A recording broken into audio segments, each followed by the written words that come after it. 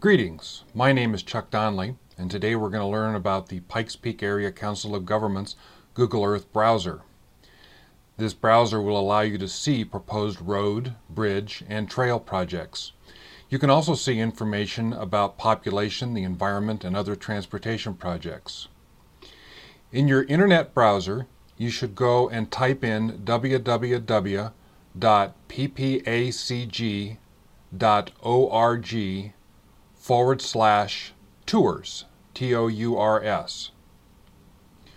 As you enter this, you should be able to see your web page look something like what appears on my screen. Regrettably, it's not possible to use Safari from Apple or older versions of Internet Explorer.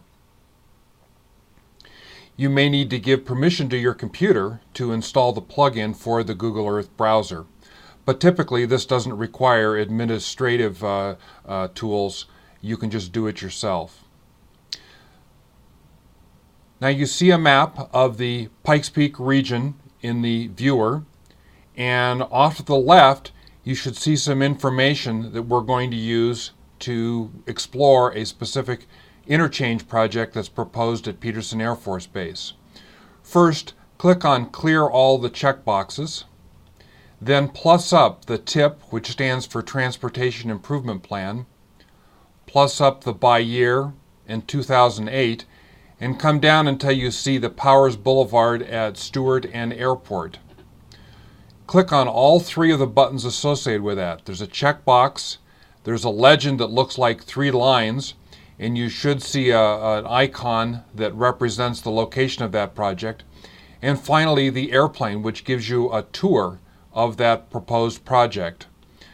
Notice that after doing that, I get this tab across the bottom that will provide controls for the tour, and it begins to fly into the location that we're interested in looking at.